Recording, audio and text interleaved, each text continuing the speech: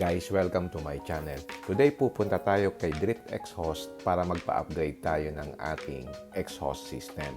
So halika, samahan niyo ako. Kung magpapalit ka nga pala ng exhaust system, merong mga different types.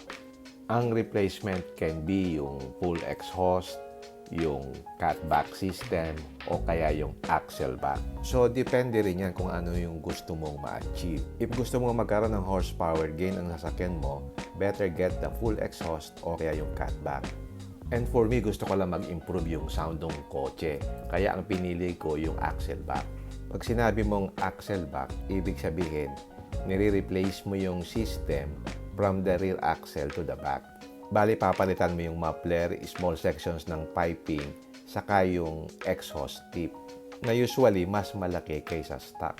Hindi siya nakakapag-improve ng performance, ang ini-improve mo lang yung sound.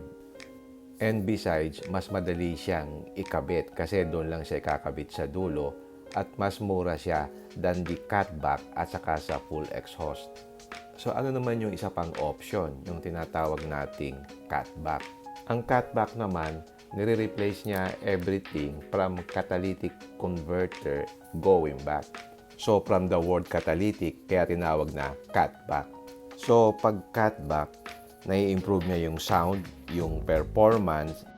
In short, nakakaroon siya ng horsepower gain.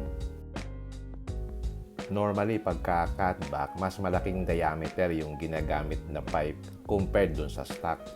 So, it helps to reduce the back pressure, which helps to improve the horsepower. And lastly, yung full exhaust. Dun sa full exhaust, you change all the components of your exhaust system. So, maganda itong i-pair with an upgraded intake kit as well as tuned ECU para mas maganda yung hatak.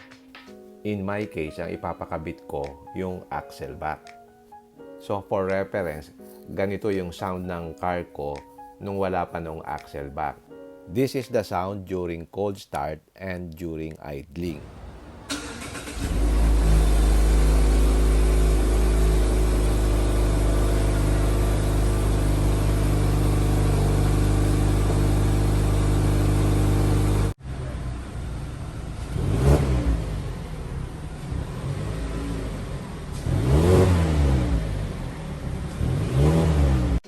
So mamaya sa bandang dulo ng video, ipaparinig ko sa inyo yung sound kapag ka naka-axle back na. So yan, nandito na tayo sa shop ni Drift Exhaust. Ito nga pala is matatagpuan dito sa Ortigas Extension, malapit na sa Taytay area. So ang shop niya dun sa bandang likod. So kaya ko pala pinili si Drift Exhaust is alam ko matagal na siya sa mga custom pipings. So sigurado ako na quality yung gawa nila. Okay, dumating na tayo dito sa shop at ipapasok na natin. Meron tayong appointment kasi it will take 4 hours daw eh. So ngayon, ipinasok ko na. So meron ditong car lifter para makita kung ano yung condition nitong stock exhaust system. Mas maganda talaga kapag may lifter. Dito makikita mo yung kanyang muffler na maraming chamber doon sa loob para hindi maingay. Ganyan ang itsura ng muffler niya. So, okay, ibinaba nila uli para tanggalin naman yung battery connection. So, once na ma-detach na yung battery connection, iniangat nila uli para tanggalin naman yung muffler at palitan ng axle back. So, yung pagtanggal ng muffler, meron silang ginagamit dito na parang support para hindi bumagsak. Since mabigat yung muffler, pag tinanggal mo yan at walang support, babagsak yan. So, yung support na yan, ang use niyan is para ma-hold niya pang samantala yung muffler habang tinatanggal mo siya. Ang next step is tinatanggal niya yung clamp dito sa dalawang side. Yun yung nakakabit dun sa rubber para hindi maingay at nagsusupport din dito sa muffler. So, once the supports are removed on both sides, he will then remove the connection to the flange. Meron siyang dalawang bolts. Dito kasi magkukonect yung axle back na ikakabit natin. So, in reality, pwede mo siyang i-cut dito tapos i-welding mo na lang. But ang requirement ko is to maintain yung flange. Para kapag ka nagbago isip ko, pwede kong ibalik dun sa stock. Kasi meron lang dalawang nuts, dun mo lang siya kakabit. So yan, they already remove yung dalawang clamp sa dalawang tabi and also yung 2 nuts dun sa may flange so they can pull it down. Itong stock muffler is quite heavy because it's big. So kailangan nilang kumuha ng flange connector para maikabit yung bagong exhaust. At dito na lang ito kinuha dito sa dating stock na muffler din ng Mazda 3. So tamang-tama meron tong pinag-iwanan. So ikakat nila yan para makuha yung flange. So hindi ko pinagalaw yung stock. Yun kasi iniuwi ko kasi in the future pwede kong ibalik sa stock din. So yan, kinakat na nila para makuha yung flange adapter. So once na makat na yan at makuha na yung flange adapter, isasanding nila yan para maging smooth. Diyan kasi nila ikakabit yung fabricated nila na axle back exhaust system. Pagkatapos niyan, ikakabit nila dito sa other side, no? Yan, dito. May dalawang tornilyo dyan. Diyan nila ikakabit.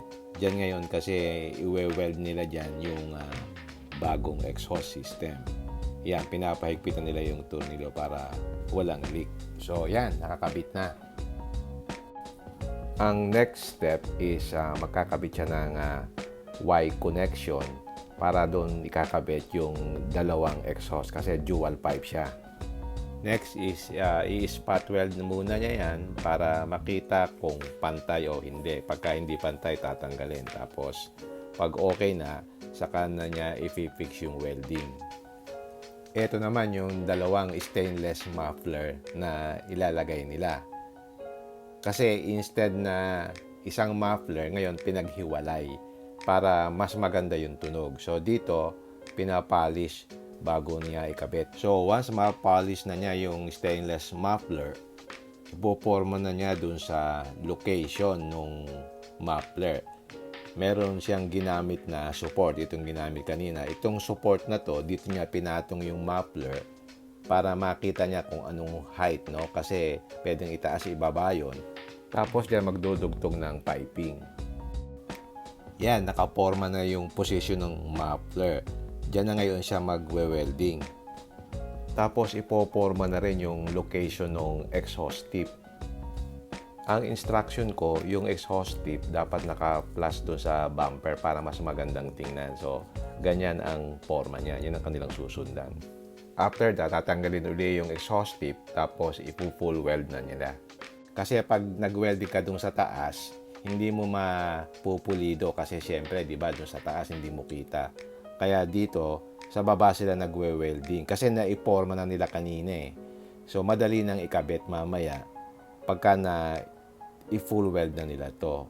Kasi importante, maganda yung welding para walang leak. So, pagkatapos ma-welding at maidugtong na yung pipe doon sa muffler, ipapalis uli nila, isasanding nila yan para mas makinis, para hindi makita yung yung welding. After that, ikakabit na nila, i-welding na kasi naisukat na kanina, so mabilis na, nakaporma na kasi. So they repeat the same procedure dito sa right side. Una muna nakaporma, tapos pagka okay na yung location sa kanila, i-welding. Please note na medyo mas maikli yung sa right portion kasi hindi nakasentro yung pagkakabitan niya, nasa bandang right. Kaya yung iba, kinakat yung piping at sinesentro sa gitna. Ang hindi lang maganda ron, mawawala na yung flange at mawawala na rin yung stock na piping.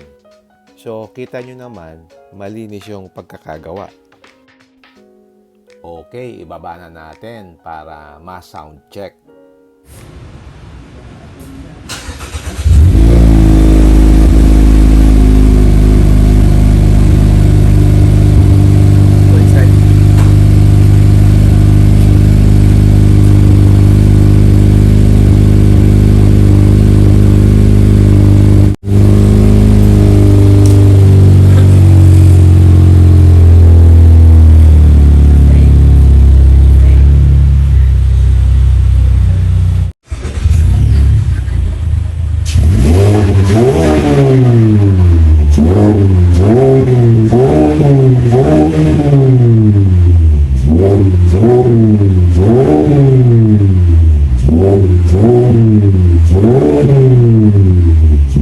So,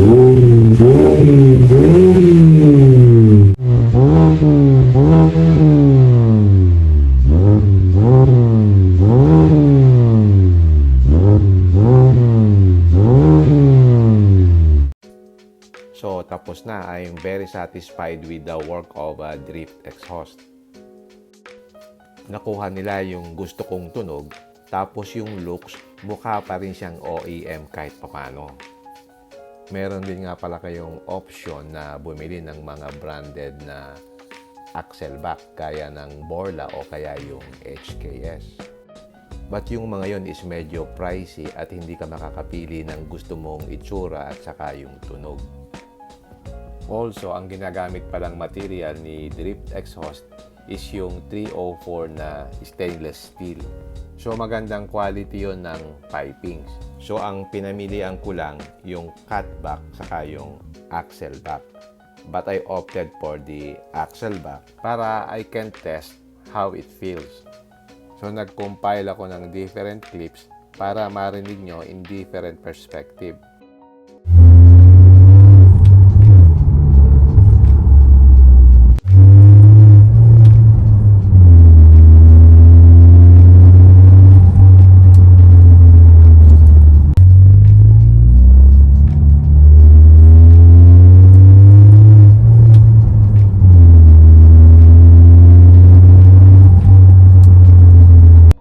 Ganito naman ang sound niya outside.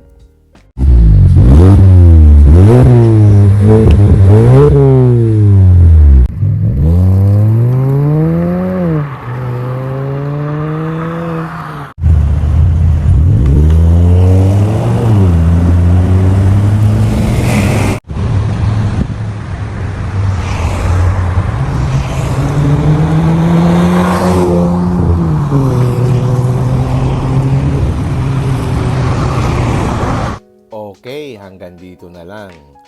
I hope meron kayong natutunan about exhaust system.